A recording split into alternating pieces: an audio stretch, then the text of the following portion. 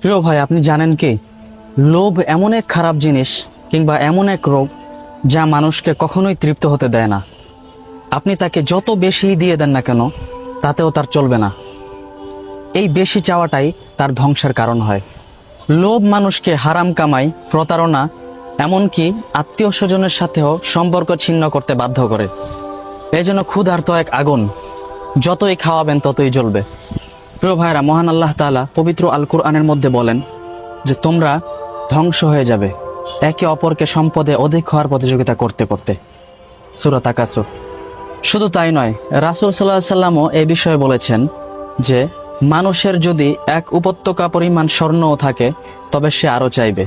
সহিহ বুখারী। সুতরাং প্রিয় ভাইরা, আসুন আমরা অতিরিক্ত পরিমাণ লোভকে বর্জন করে যতটুকু পেলে আমি সন্তুষ্ট থাকব কিংবা আমার আশপাশের মানুষগুলো সন্তুষ্ট থাকবে ততটুকু নিয়েই আমি সন্তুষ্ট থাকি, এর বেশি না চাই কিংবা বেশি লোভ না করি।